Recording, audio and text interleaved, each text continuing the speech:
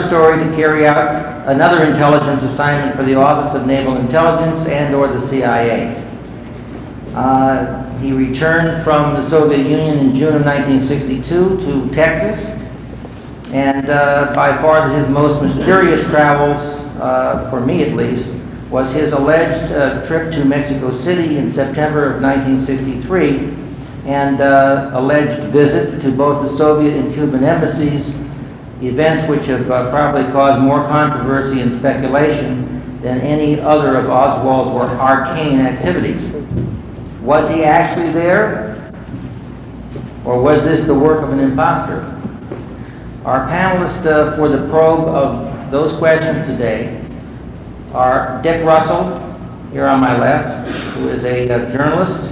He is also the author of a book called The Man Who Knew Too Much, not to be confused, by the way, with the Graham Greene book of the same title.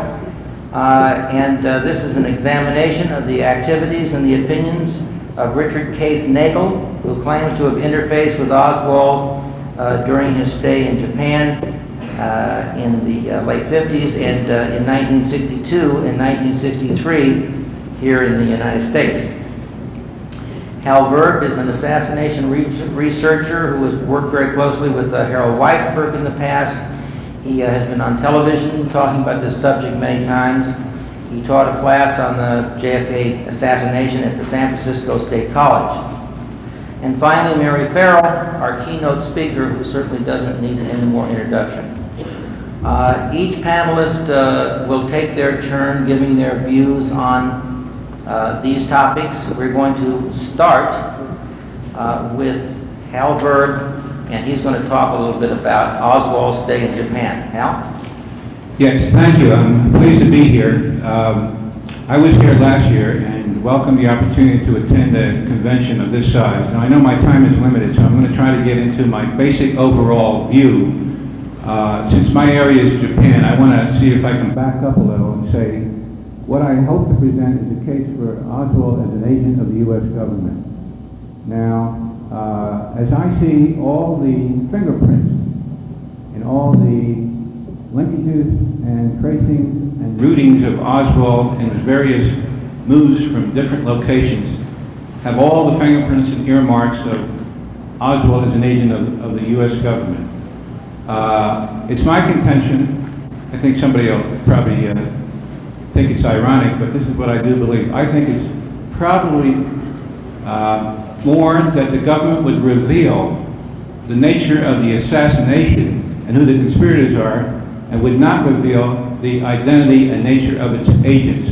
No government releases the names and agents that works for it.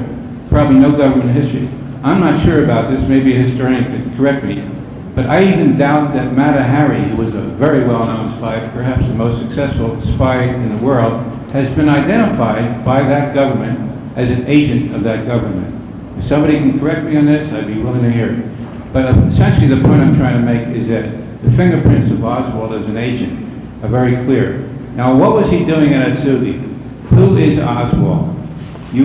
Just to back up a little bit, and I'll try to get into this later because I only have a limited time.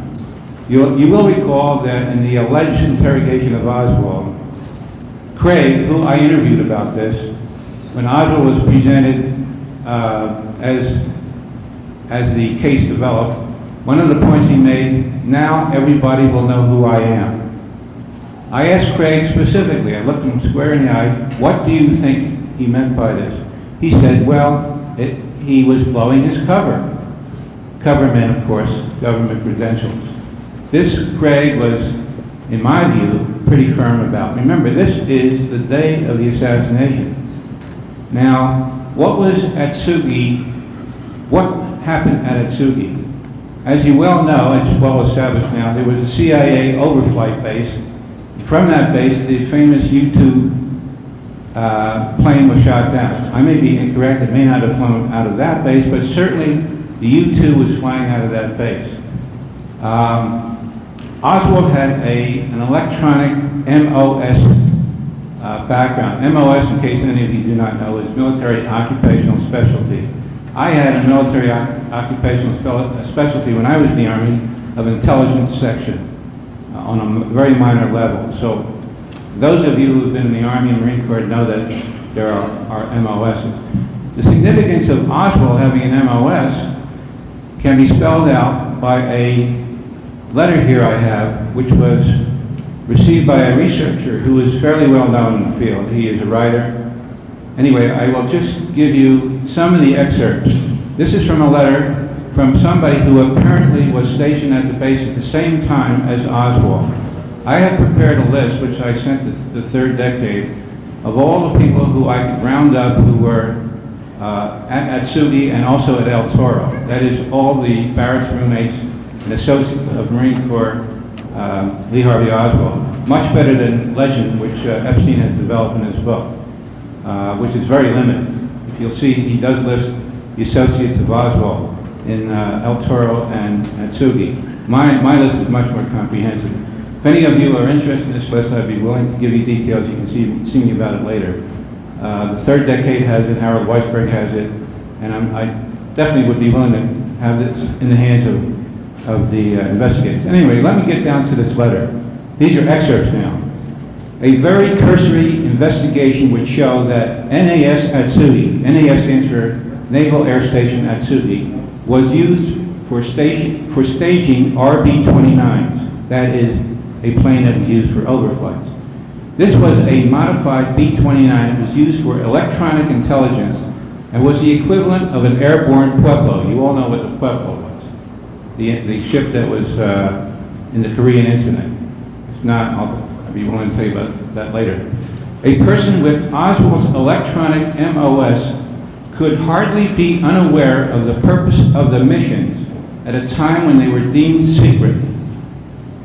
The letter goes on to say, the personnel in the Air Communication and Air Controllers Unit were, by the very nature of their work, constantly exposed to the type of off-base information that caused ONI, I emphasize that, and CIC to continually remonstrate with them about the security of their information. And it is a fact that the officers and senior NCOs used all kinds of gimmicks with passes and parties to encourage them to stick together and limit contact with the rest of us.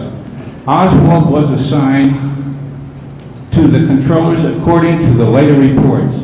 If anyone knew what MITO was, they did. MITO are initials of an operation that was going on. I've been looking for somebody to come forth for many years to identify what those initials mean. If anybody here has had any Marine Corps, Air Force experience, I even discussed this with an Air Force general who was a friend of President Kennedy. In fact, I will get into the discussion I had with Kennedy because at that time they were discussing, believe it or not, the war in Vietnam, which I think has significance. May have significance to those people who claim that Kennedy was shot because he was getting into a war in Vietnam and he wasn't proceeding according to the way the conspirators want. Anyway, let me continue. By the way, I think that MITO stands for, this is just my way of looking at it, METL. What are the initials? It's my feeling that the initials stand for Marines, Electronics, Tactical, or perhaps Technical Operations. In other words, a very high security operation going on out of Japan at Atsugi. Okay, I'll end this letter. It is a fact that various undercover types were floundering around in the barracks and in the hangars from time to time checking on security, but this was usually a joke for those who thought.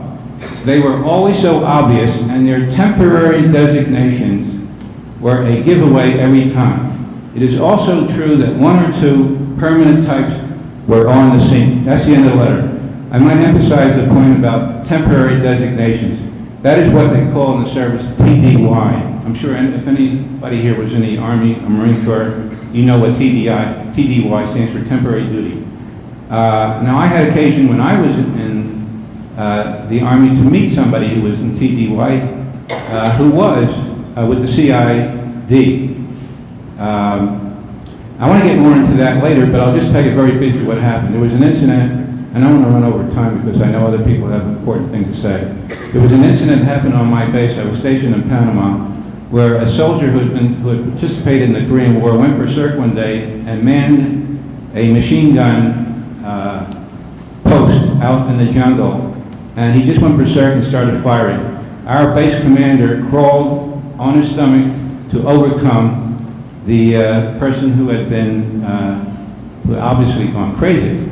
In any event, I was after taking a shower on the base one night, somebody came up to me who was in the base. He'd just been, quote, TDY. He identified himself. He says, since I know you're in intelligence, I guess I can discuss with you, but I'm with the CID,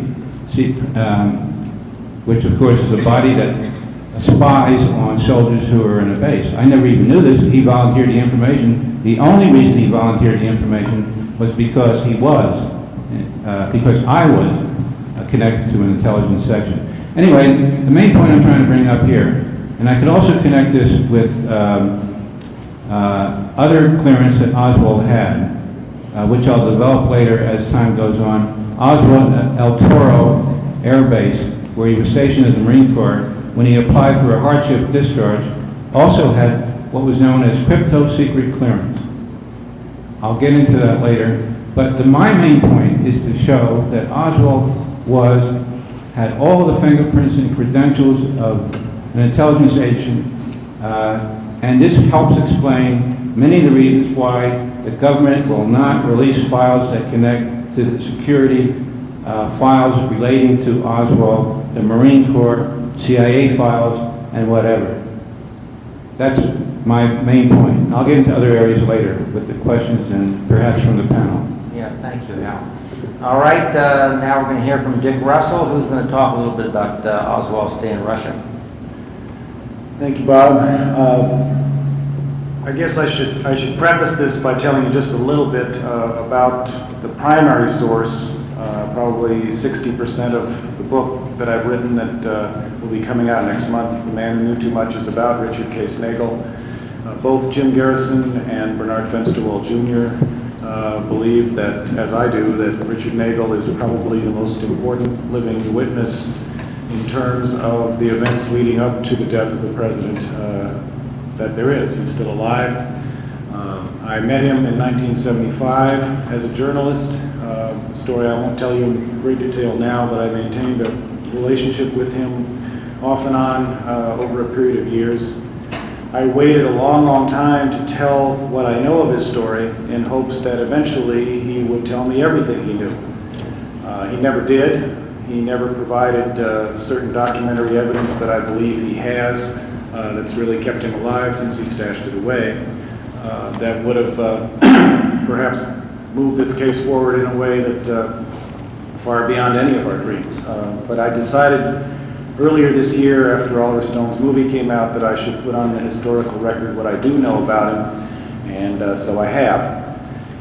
Just in brief, he was a youngest soldier promoted to captain during the Korean War to receive a battlefield commission. He was a military intelligence officer during the 1950s in the Far East, which is where he met Lee Harvey Oswald for the first time.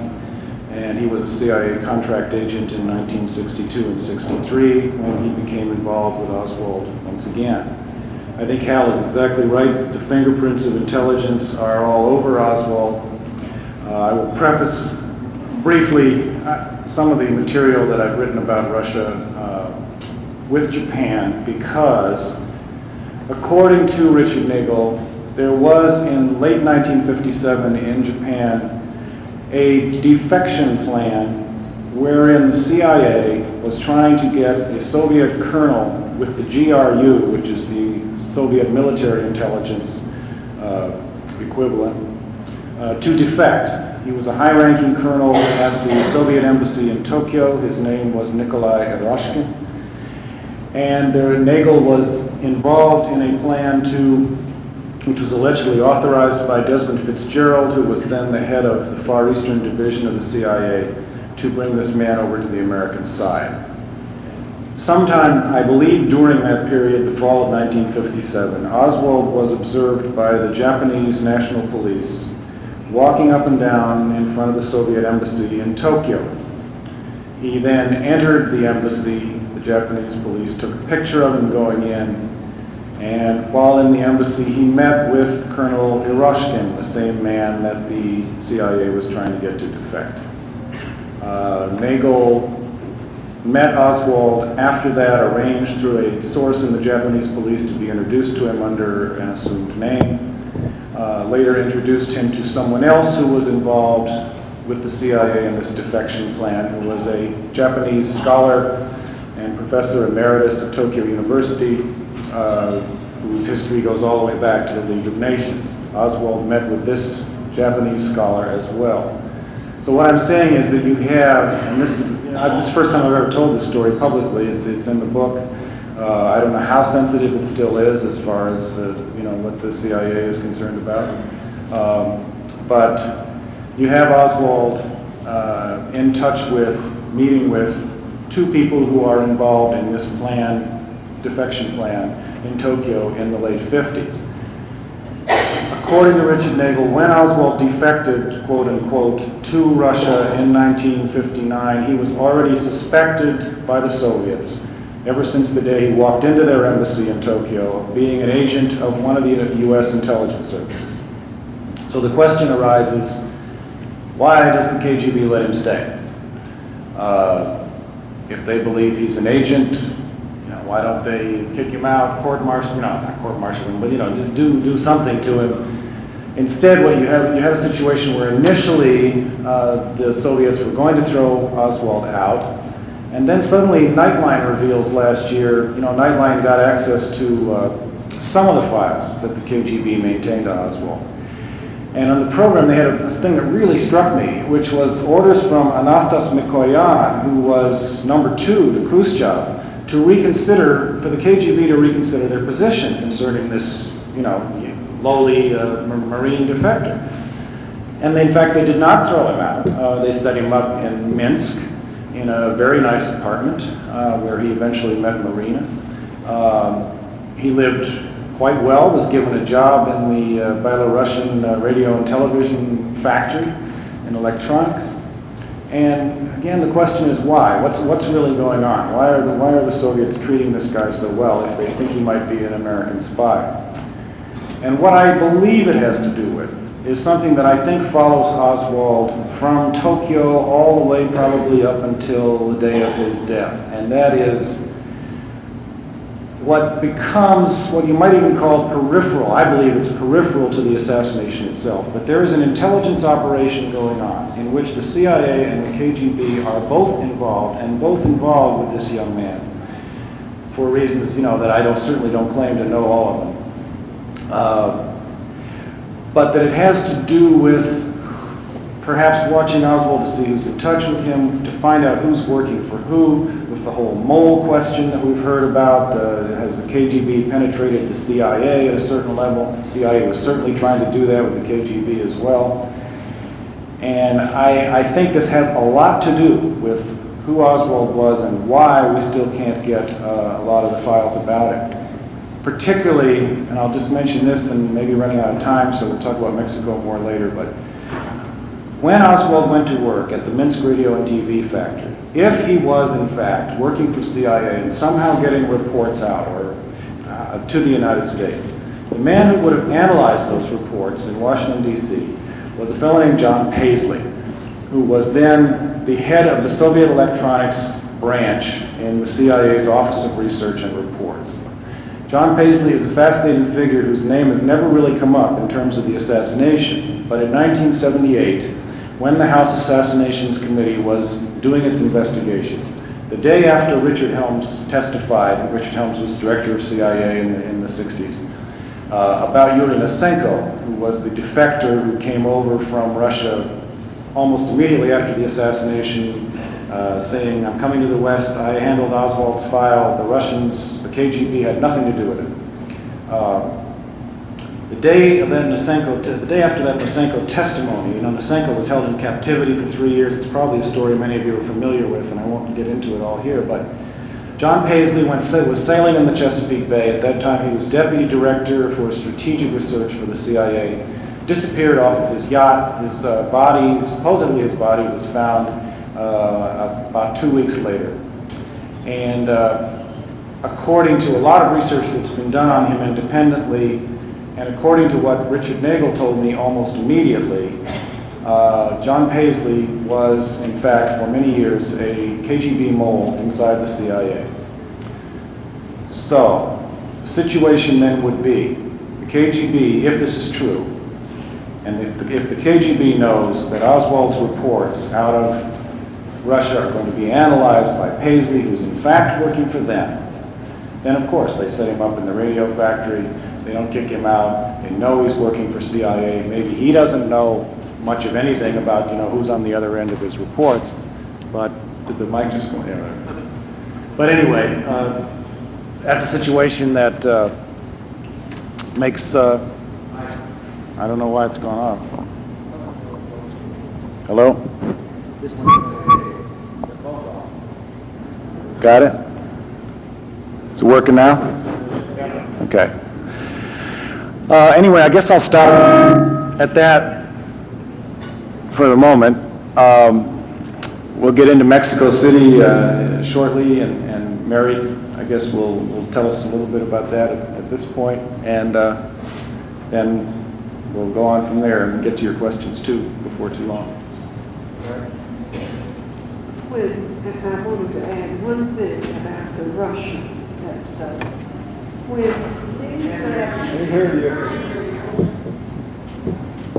When Lee left New Orleans in September of 19, is the mic not on? It's not on. I beg your pardon? No button.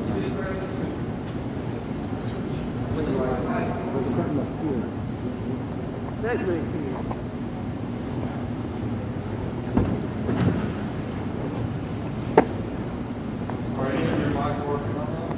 Is it working? Hello? No?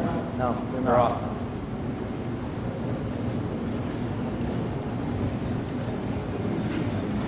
Huh?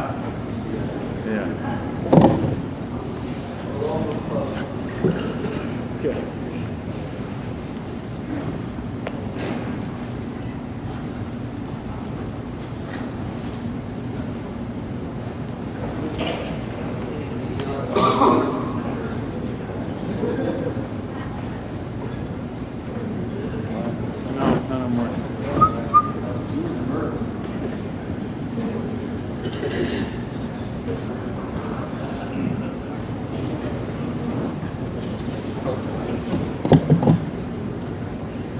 If we speak up about at this level here, can you folks hear us at the back? What?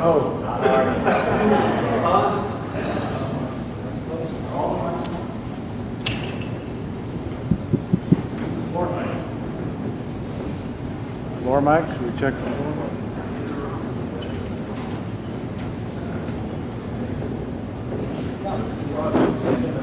Okay.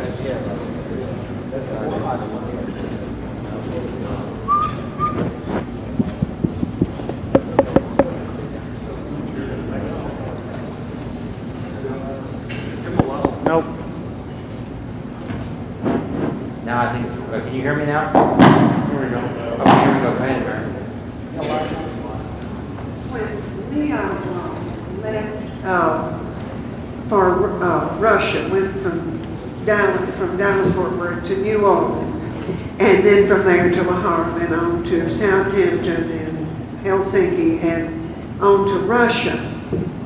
In 1959, when he got to Russia in October, I believe October 11th or 12th of 1959, from that point on, he was virtually out of contact with his mother and brother.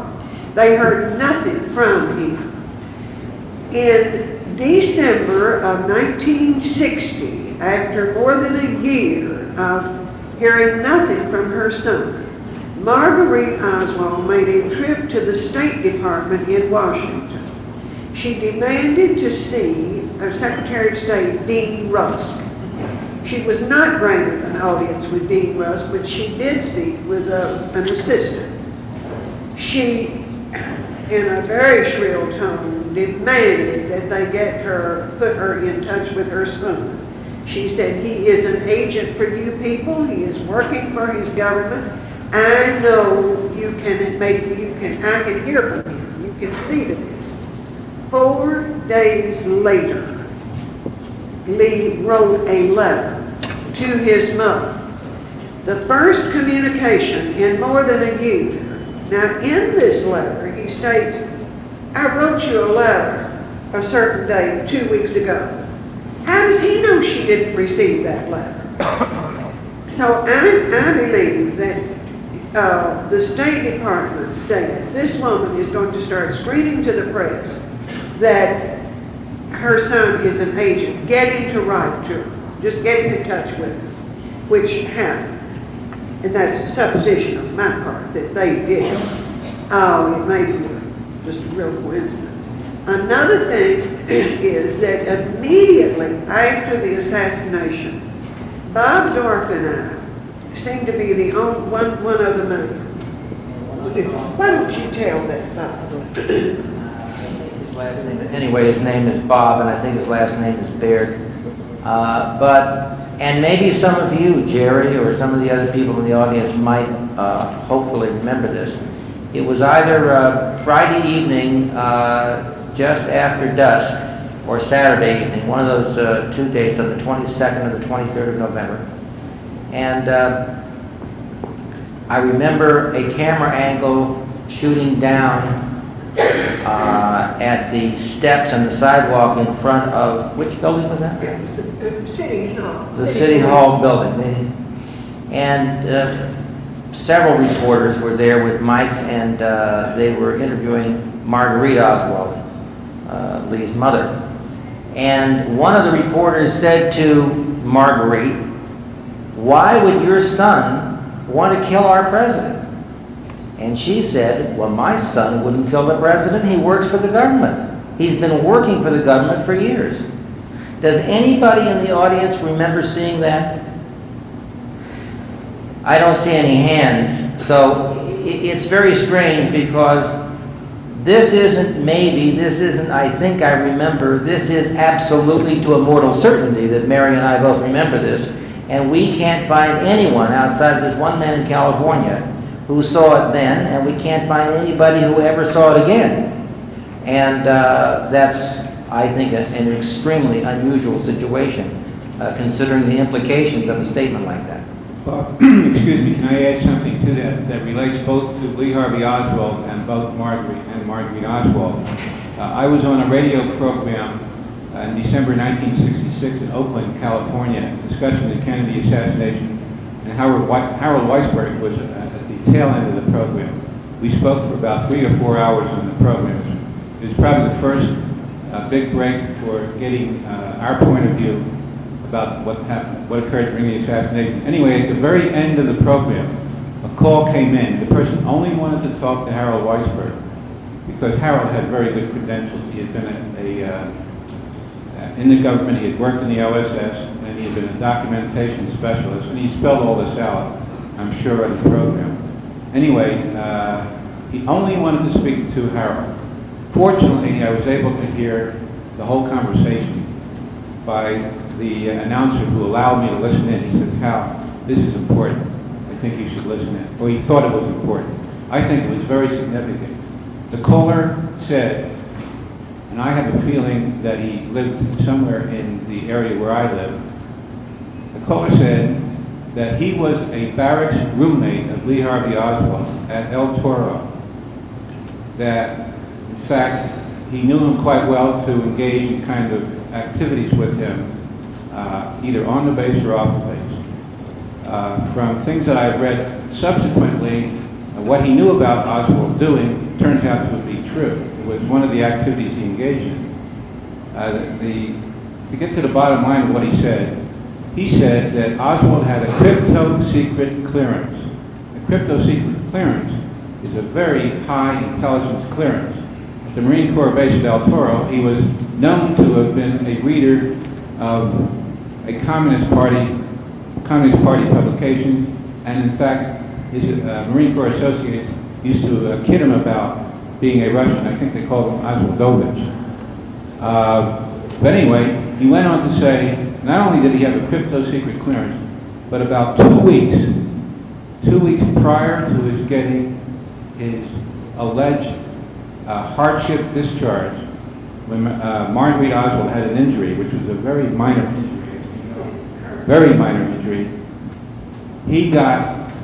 he was constantly in the CID office, Criminal Intelligence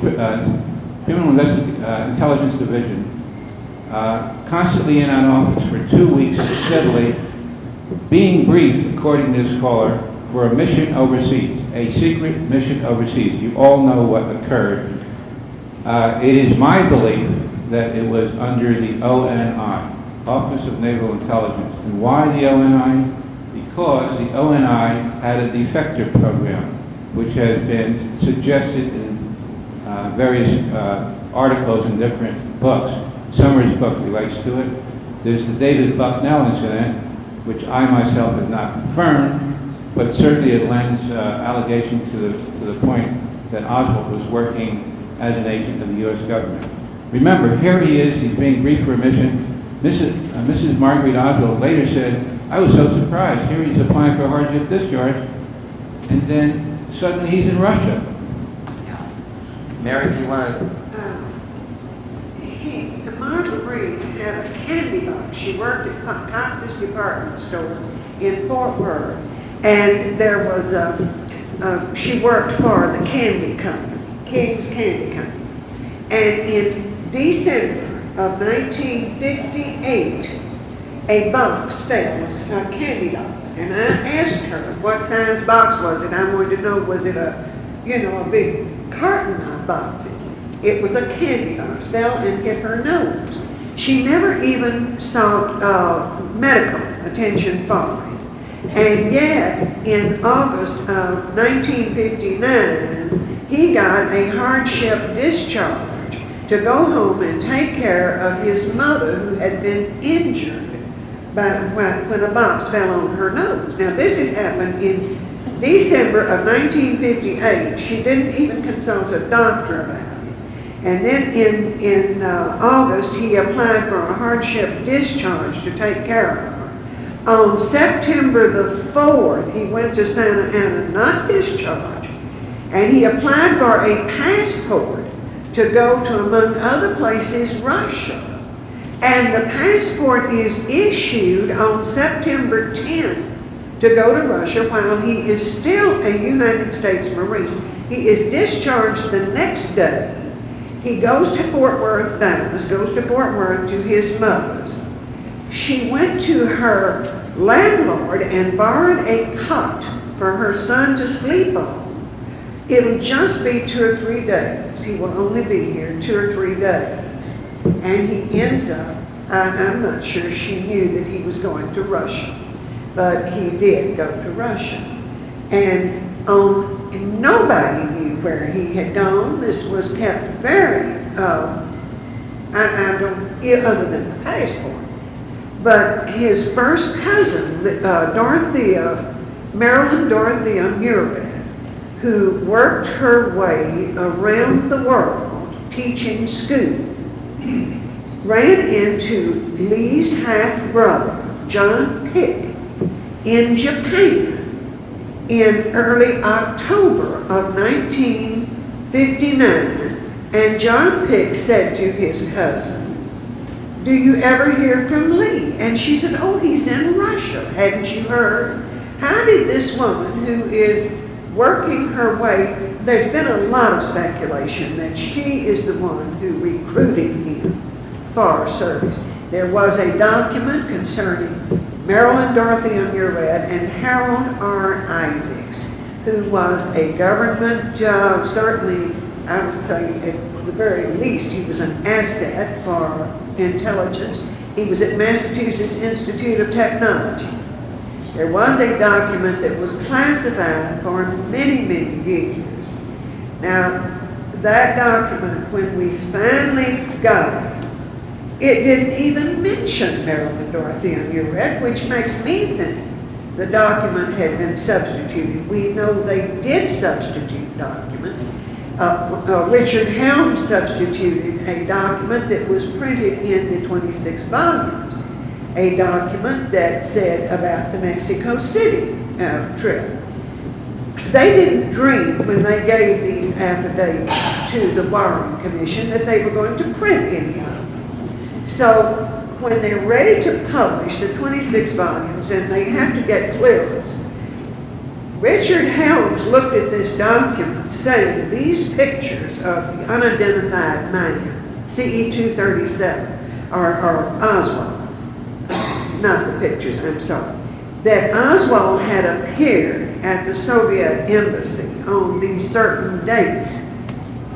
The document he signed gave the exact dates.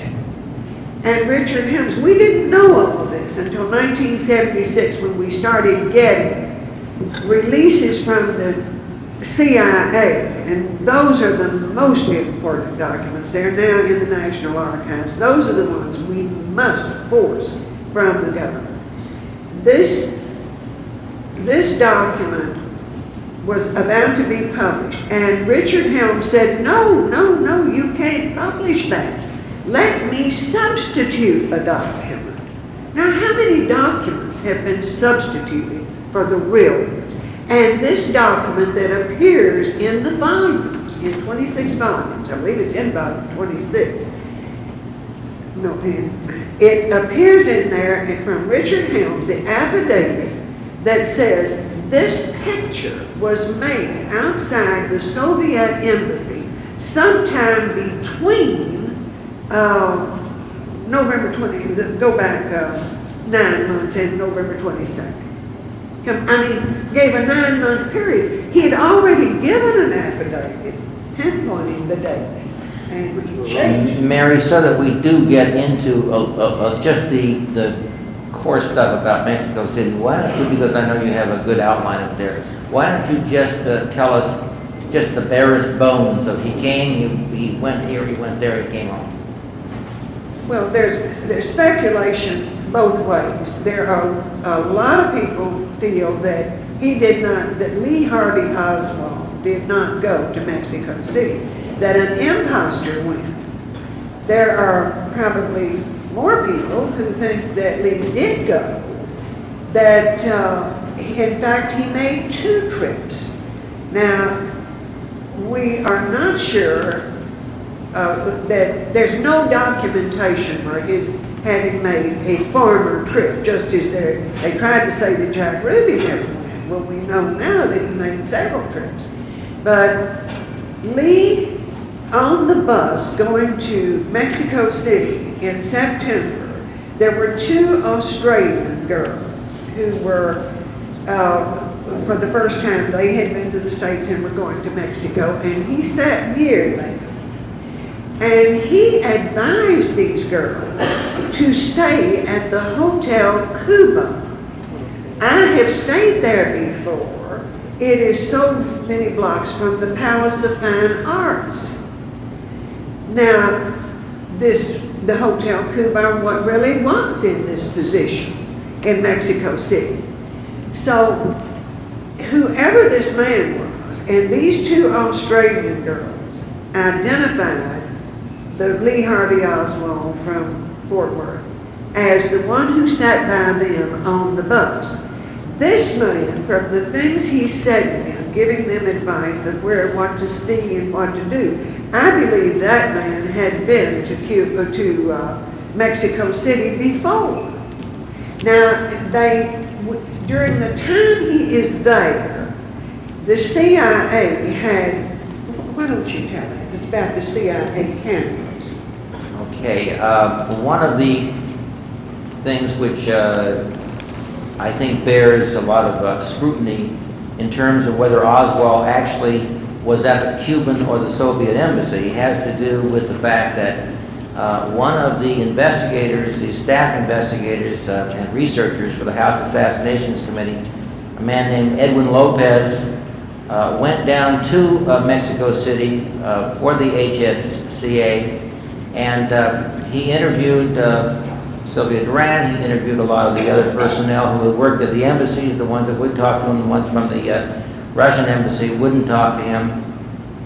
He also interviewed the translators who allegedly translated the famous call from the Cuban embassy to the Soviet embassy. And most importantly, he was able to get a film from the CIA intelligence officers. All foreign embassies are surveilled by American intelligence. Everybody knows this. This is not any great secret. He determined that 2 cameras were functioning in the front entrance to the Cuban embassy and 1 to the back entrance of the Cuban embassy. He determined from looking at the negatives, from which there were no spaces missing, from June through October, the end of October 1963, and found no picture of Lee Harvey Oswald.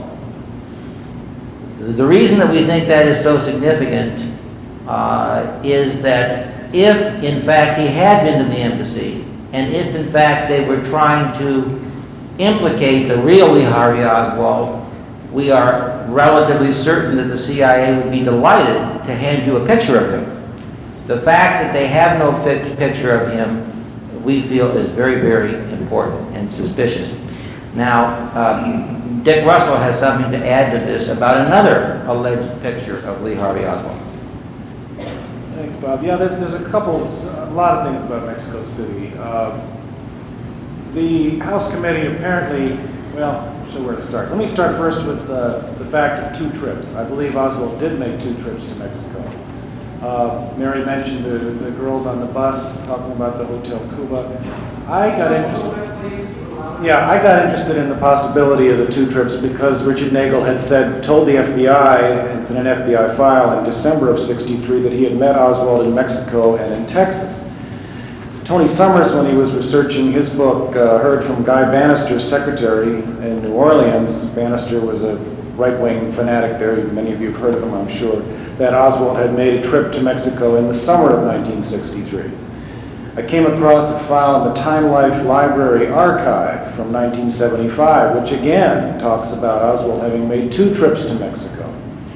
I interviewed 2 people who were there in Mexico City at the time, Clark Anderson, who was the FBI's legal attaché, and Thomas Mann, who was the ambassador to Mexico at the time. Both of them had conceded that they had heard rumors that Oswald had been there more than once. And then I'll tell you real briefly the story of a guy who was a bullfighter there at the time named Robert Clayton Buick. Still around.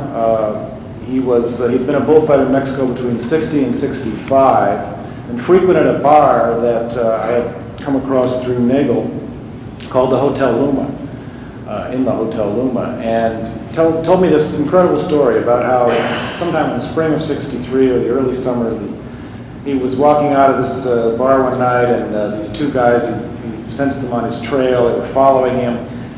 He ducked down an alley, came out, put a gun against one of their heads and said, what the hell are you doing? They identified themselves as intelligence agents, told him that they wanted him, since he was, got around, knew a lot of people, to shadow certain people who were frequenting the Hotel Luma in Mexico City. So he did, and told me that in the summer of '63, he encountered a young guy who told him that he wanted to be a bullfighter. And he said he called himself Alex something. Well, the name that he used was Alex Heidel. That was an alias that Oswald used continually, off and on. It's the name he ordered the rifle under, the famous Mannlicher Carcano. And then he said, then this guy came up to me again, of course it meant nothing to him at the time, and used a different name. So he thought, hey, there's something going on here. And then the guy started talking ideology. Anyway, the point being that this was, he said, in the summer of 1963, not in September. Something very weird was going on in Mexico. Station chief in Mexico City was a man named Winston Scott, about whom very little is still known to this day. I managed to find out quite a bit about him. Again, it's sort of a long story, but I'll summarize it as much as I can. Winston Scott retired. He was station chief in Mexico City for 14 years, between 1955 and 1969, at which time he retired, stayed on in Mexico, and set up a company called Diversified Corporate Services. He also began working on a manuscript, or a memoir. which took him a couple of years, and even his family didn't really know what it was about. They thought maybe it was a history of intelligence gathering. Anyway, suddenly, he finished the manuscript, and suddenly, I believe in April or March, I can't remember which exactly, of 1971, Winston Scott died. He fell off a wall in his backyard, went to a hospital, the doctor said he was okay. Apparently had a heart attack at the table, at his breakfast table on a Monday morning.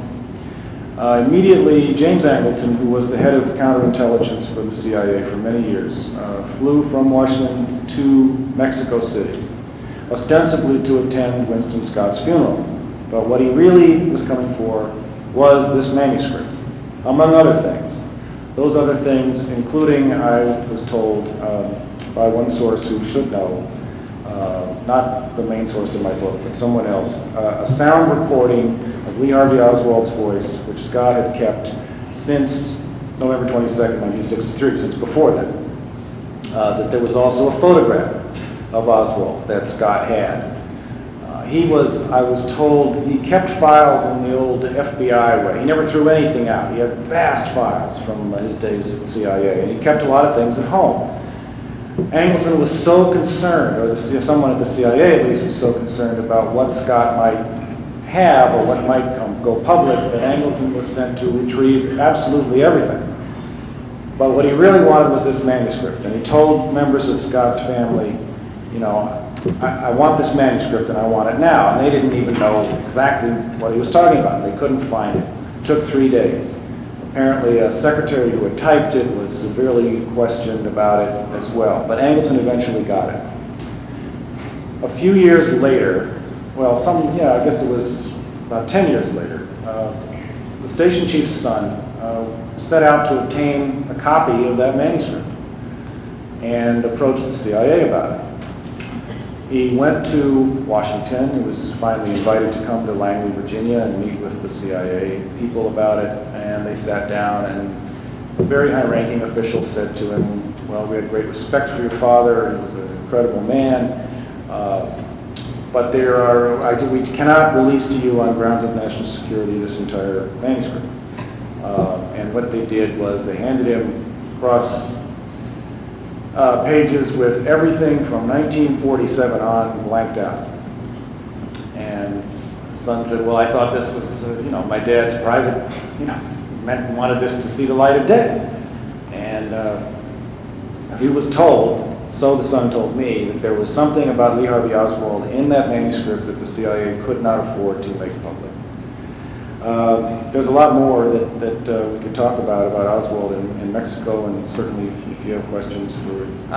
We'll get to the questions in just a minute, but there are a couple of other things that I think tie in very closely with what you're talking about that we ought to cover. Mary, why don't you go into the thing about Phillips and the testimony about having the assets inside the Cuban embassy.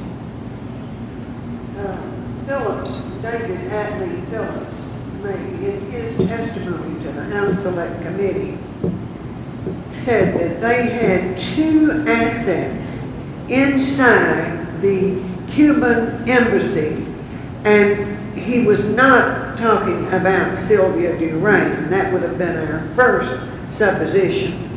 I feel that Louisa Calderon was one of those. In fact, I'm almost certain, because on November 14th, 1963, and she was not due to be returned to Cuba, she was suddenly called back to Cuba because, quote, her father was ill.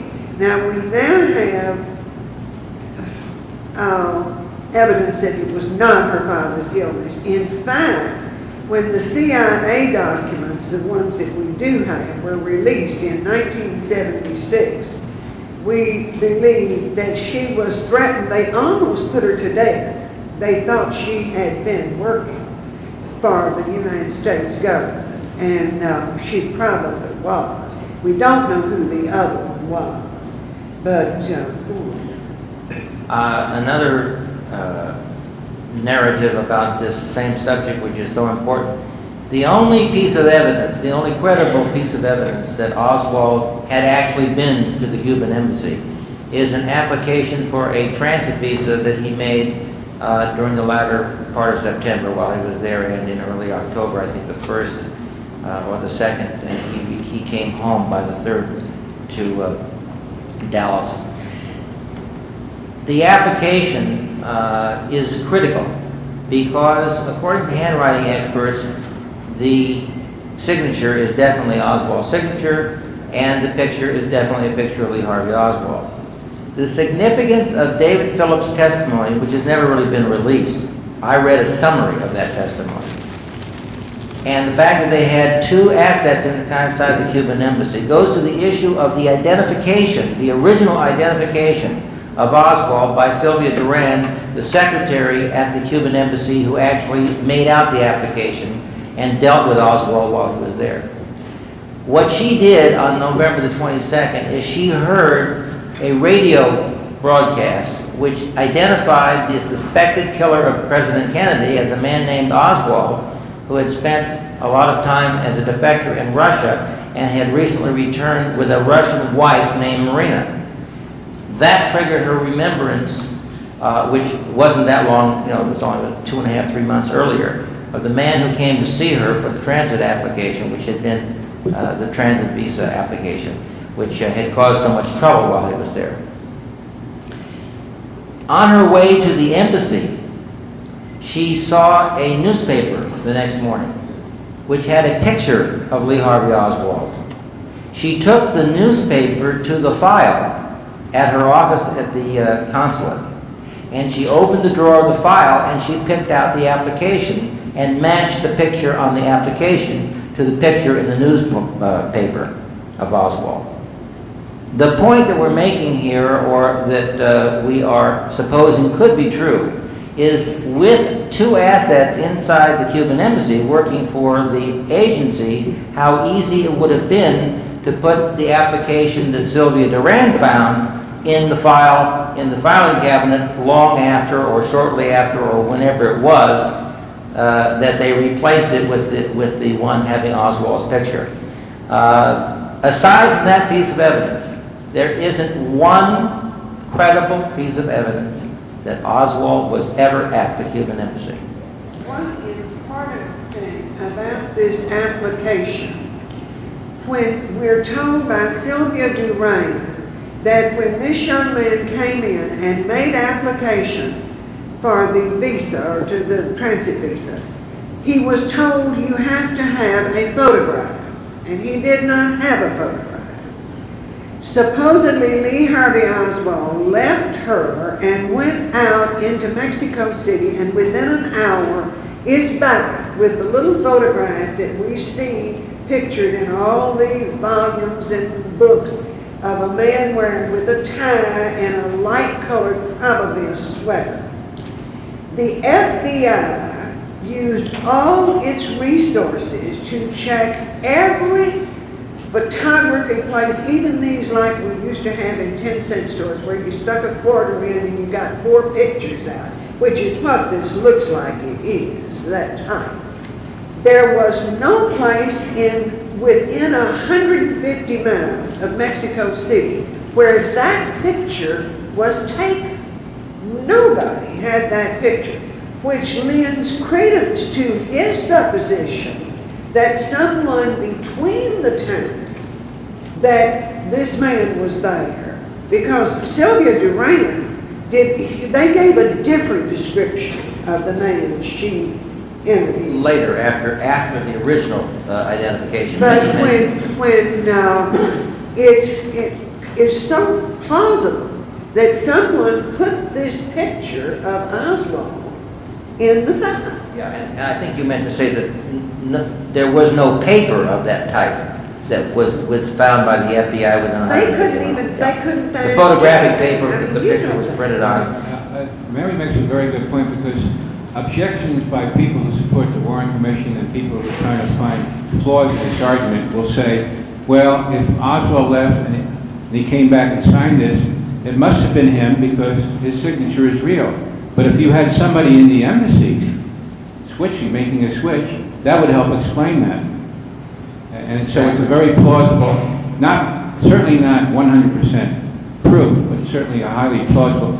Can I just continue my one further piece of evidence that Oswald was an agent working for the government?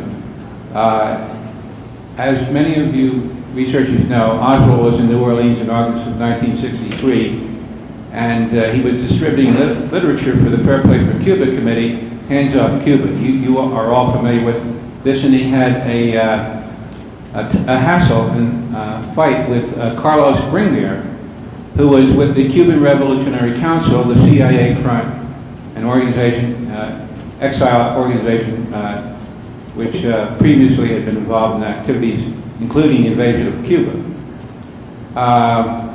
So because of this, TV cameras which were around, eventually this led to Oswald appearing on a radio station in which he was being asked questions about his activities with the Fair Play for Cuba Committee. During the program, as many of you people are familiar with, the testimony of what took place in this radio appearance appears in the volumes, but not to a 100% degree, and I'll get into that in a minute. The questioner raises this point with Oswald. Oswald is explaining why the Fair Play for Cuba Committee exists, who he is, and what members he's trying to attract, and the reasons for the Fair Play for Cuba Committee existing. Then the moderator says, Mr. Oswald, we have here in my hands a newspaper article that suggests and says that you were a defector to Russia. What do you have to say about this? And he pauses for a moment. I don't have the exact words, but he says something like, well, now that you have asked me this question, I will answer it. I was under the protection of the U.S. government. I mean to say I was not under the protection of the U.S. government. He made a slip, I think a very significant slip. I was the one who discovered that slip. How did I discover that slip? A friend of mine gave me a record called The President Speaks.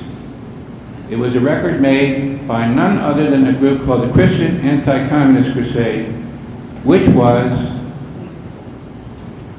guess who was listed on the label? Carlos Bringuer. This is a CIA front organization. Anyway, my immediate feeling was, I had a gut feeling that if I ran to the volumes, that phrase would be left out where he said, I was under the protection of the U.S. government. Sure enough, and I had a transcript, I taped the entire program. Sure enough, that was the part that they left out. The only part that they left out of the entire testimony, they included the ahs, ers, and uhs, and buts, but left out this very phrase. The commission did not leave it out, but the people who gave the transcript left it out. I don't have to, I'm sure everybody here would have no difficulty trying to establish what agency or group would have left that out. I think that we, Mary, did you have something? Without hesitation, exactly what he has said.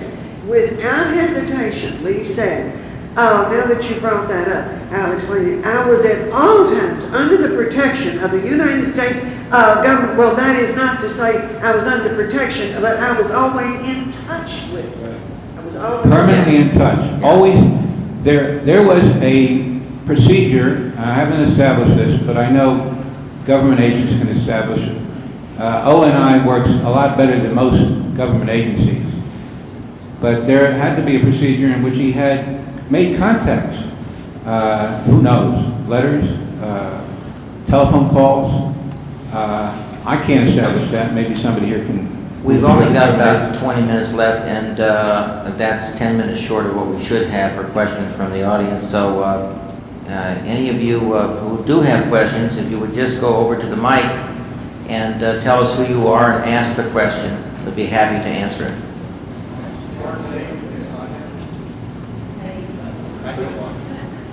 Mark Zane from Albany, and one of the many problems we've had with Oswald being over in the Far East is a mysterious death sold to our trash in the Philippines is too bad. And I'm wondering if anyone on the panelists and anyone in the audience later on knows any further details about this death and whether there was a connection with Oswald or not. Dick, you want to take that? Yeah, well, I can't say I've looked into it independently of what's been written about it. Martin Schramm had been stationed with Oswald in several different places, ever since Oswald entered the Marines. One Marine, I believe it was Donald Camarada, talked about the fact that there had been rumors that there was some connection between Oswald and the death of Private Schramm, whom I believe it was a U-2 area that they were stationed at. He was in a U-2 supply station area. And Schramm was on guard duty. Resupply station. And supposedly, it's a very strange story. I think the best thing I've ever read about it was in Jerry Rose's third decade, where, you know, it was very odd how, again, could this man have killed himself or accidentally discharged his weapon, which was, you know, a lot of questions about the direction that the shot came from and so on.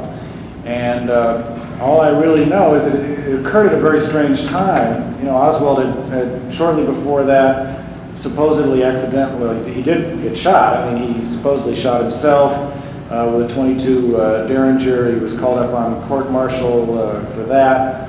Not too long after Schramm's death, again, you know, he's taking on the military establishment oh, I remember one other thing about the Schramm incident is that when James Wilcott, and there's some question of how credible he is, but when he testified before the House Select Committee, he said that Oswald had been a CIA agent in Japan, that he was there at the time himself in November 22nd, 1963, when the assassination happened, heard this crypto clearance number that Oswald had, and that the CIA had a handle on him because he killed somebody or something.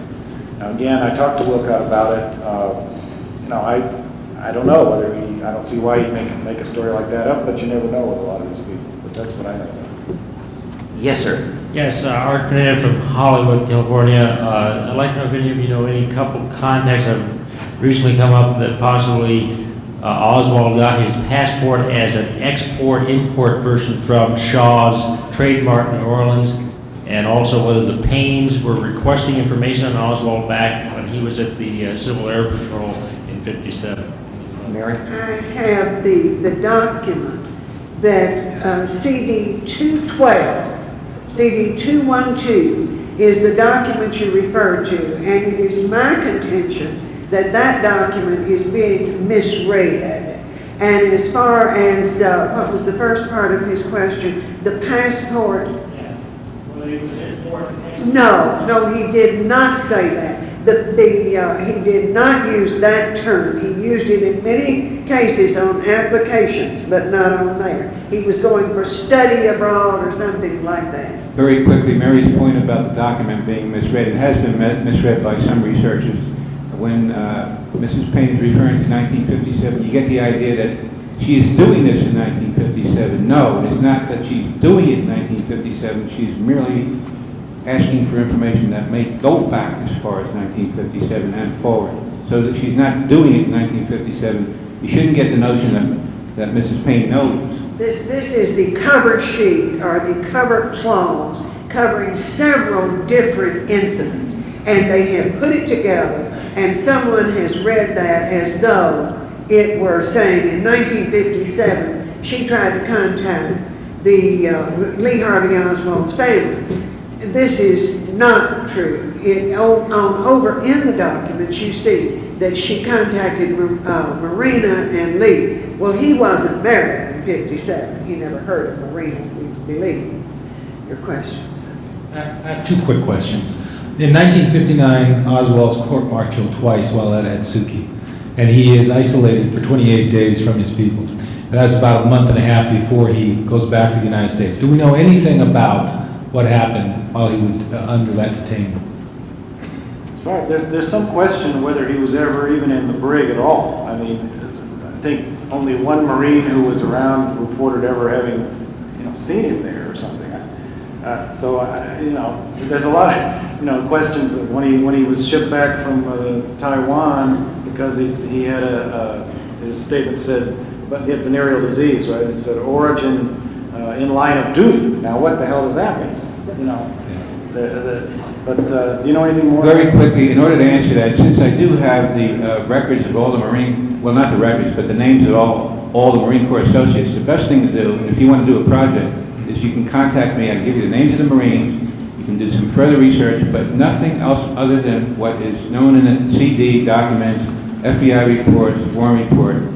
I know that Mary doesn't have anything further than that, I don't think so. But nobody has done any research on it, but if you want to do a project, you can see me later. Second question. Anthony Summers talks about the mysterious Robert Webster and his defection to the Soviet Union right in line with Oswald's just before, and then his coming back right in line with Oswald's coming back. Can you tell us more about Robert Webster? There were several who defected in 59 and came back, repatriated in 61 and 62. So that was not, I mean, we seem to have a rash of them. And this ONI defector program, I've wondered if it had anything to do with that. And the fact that Robert Webster apparently, says Summers, was staying at a rest home that Marina Oswald was in October 60. Hotel. The only thing that has ever seemed very strange to me about Robert Edward Webster and the Lee Harvey Oswald story, Robert Edward Webster went over to Russia with the Rand Corporation to help with the international exhibit thing. Years later, in 1963, I guess it was 63, Marina was staying with Katya Ford, Declan and Katya Ford. Katya was a Russian origin, and she was staying there. And Katya testified, that's not testified, she gave an affidavit to the FBI that I once asked Marina, what in the world did Lee go to Russia for? And she said he went to work for the American Exposition, which I've asked Marina about. Where'd you hear about that? Because she's got her story. I mean, the story is that this is Webster. Excuse me, can I just make just one brief point about this? This squares with my understanding that the reason that Oswald went to Russia under a defection ONI covered program was he was to learn about the commercial, financial, industrial techniques that were going on in Russia, plus know something about the Russian people and submit reports. In other words, he was a mid-level operative, he was not a high-level operative, he was what other operatives were doing throughout the world. Folks, we've only got about 10 minutes left, and I was supposed to caution people, one question per questioner, and let's limit the responses to. I have one question. Rich Scheck from Thousand Oaks, California. The photograph that was released of the chunky man, who they identified as Lee Oswald, has any researcher or any public official ever indicated who that was actually? Nobody knows. So that's still a mystery? Yes. Can I add something to that? Sure. The reason I think that photograph was submitted is that when the request was put forth for the CIA, this is just my interpretation now, is that the request was made and all they did was find out the timing of when Oswald was at the embassy. That's consistent with what Bob Dorff said. Yeah. That time frame where they went over every Precisely, photograph. and that's the significance of that But was particular photo. was the man submitted one of those people in the photograph? No. That changed, so there's no idea, no one Doesn't never, fit. no one has any idea. Absolutely not. It's conceivable, and I just ask you to consider this, if anybody has ever considered it, talk to me about it, that the mystery man photographed coming out of Mexico City of the embassy is that there are two people. There are a lot of different photographs released coming out of the Cuban and Soviet embassies, and maybe there are two different, quote, mystery men. That's all I'll say. Gary Aguilar from San Francisco. Again, about the Oswald trip there.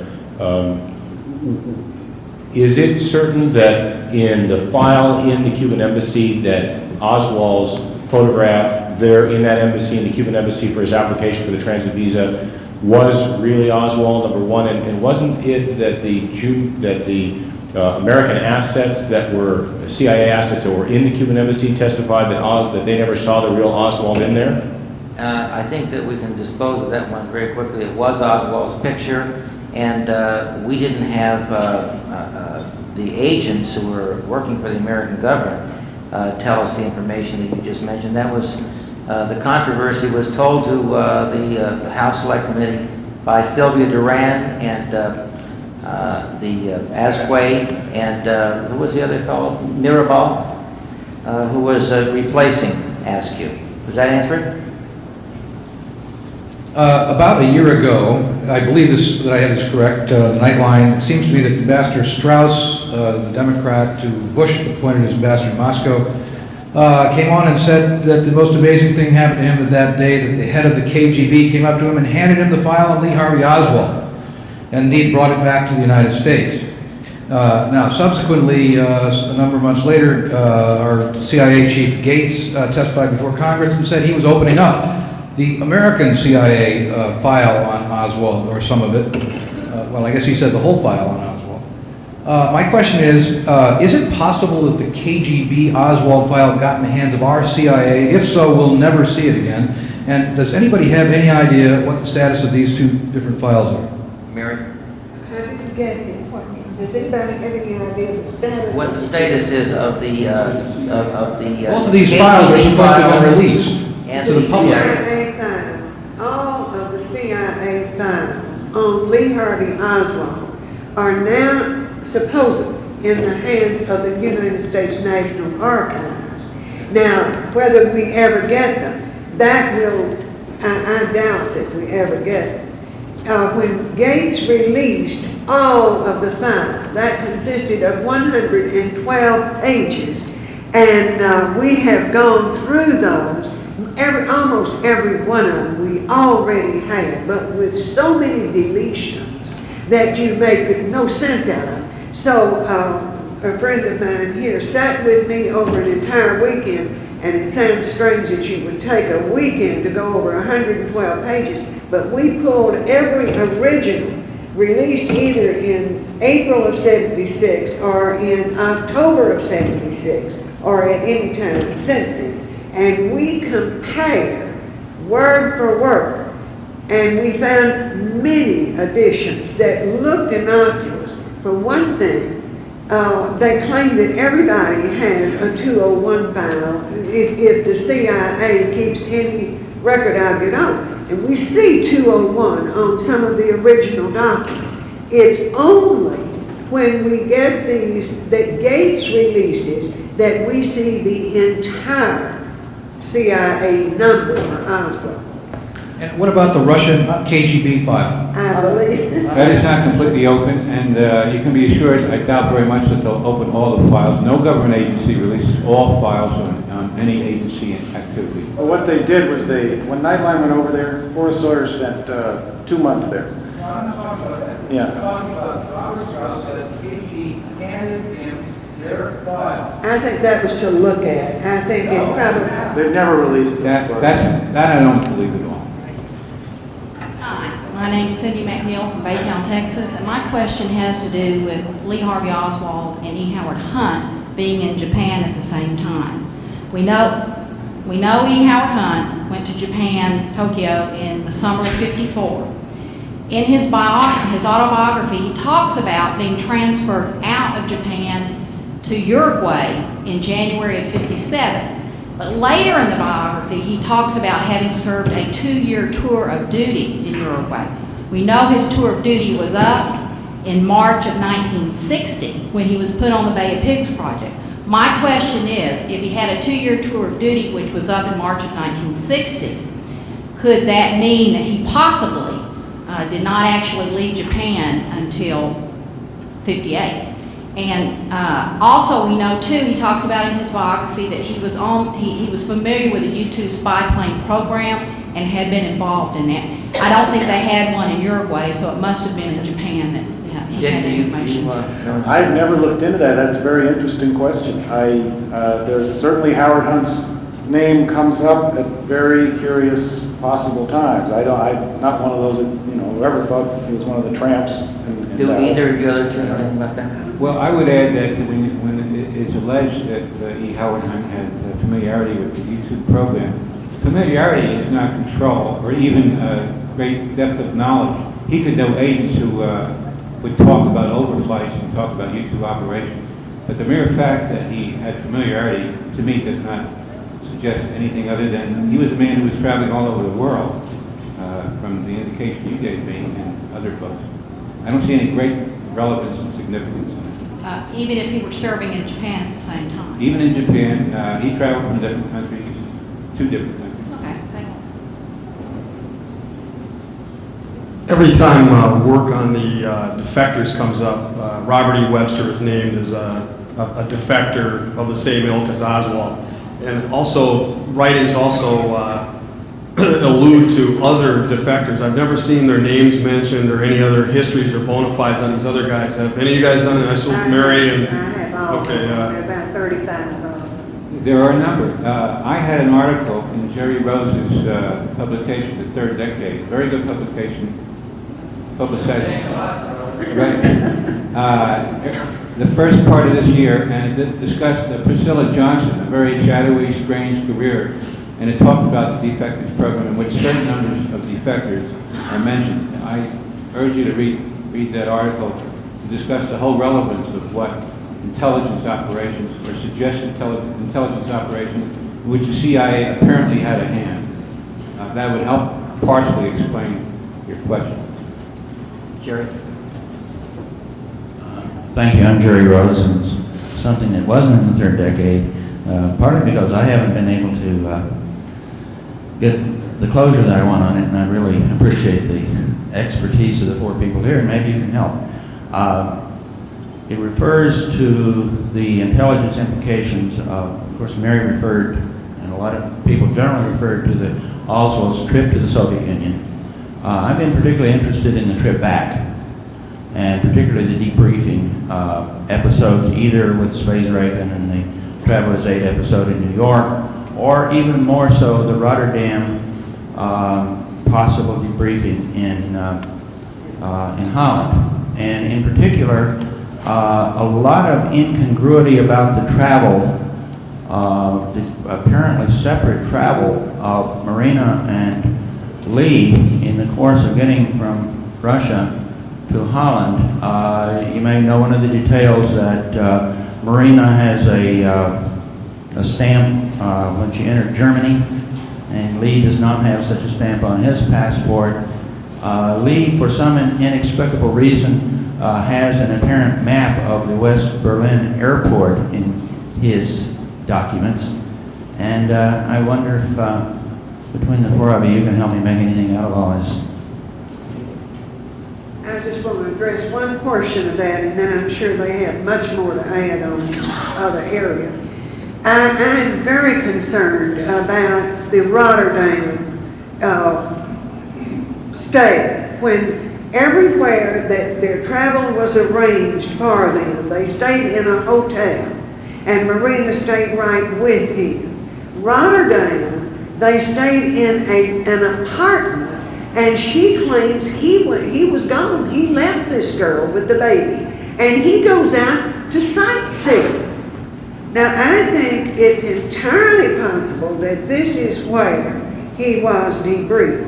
We know that the ex-Marine who went to Russia and the CIA became so upset over when he showed up in Michigan at the same time Marina was there, and they didn't want to get them together. Now, I did find this man. We know that he was debriefed on April the 2nd and 3rd of 1961 in Copenhagen, Denmark. And I asked this man, they are saying, what did they do? I believe they debriefed you there. Well, just somebody, the travel agent, somebody met me and they asked me a lot of questions. I think the same thing happened to Lee, but I think it happened in Rotterdam. I just don't think we can go into any more on that because we're just way over. Next question. Yes, Peter Novak from Washington, D.C. Yes, a question of when Oswald, they found his Minox camera, and apparently there was 2 frames there that still were undeveloped, and they said that those frames were of military installations. I was wondering if you know exactly where those military installations were. Hal, do you know that one? I have no information on that. If it's Japan or somewhere else, or Soviet Union. I don't think they ever determined it. The answer is we don't know. Okay. I'm Jack White from Fort Worth. I'd like to ask Mary a question and any of the others. that can respond to that might know. In all of the 26 volumes of the Warren Commission and the report itself, only one picture appears as a full-page picture of Lee Harvey Oswald. And the caption under it says, "Photo taken of Oswald in Moscow shortly after his defection." I can prove that this photograph is a composite. Do you have any idea, Mary, where this picture originated? How did the Warren Commission get it? What was the source of it? I'm sorry, Jack. I remember the one picture that I remember. This picture right here. Oh, I do remember. No, I don't know. We've all wondered that, where that came from. Well, an interesting aspect of that, you're familiar with Fletcher Prouty's story of the newspaper in Christchurch, New Zealand. This is the photograph that also appeared in that newspaper. And I wondered if any of you knew the origin of it. My guess would be that it would be a foreign news source, which was a CIA asset that would supply the photograph. That's just my guess, knowing previous history of how, papers overseas that are assets would get photographed. That's my guess. Nope, I have no thoughts on that. Wish I could help. Okay, I guess that concludes the questioning. Thank you very much for coming. We'll see you next time.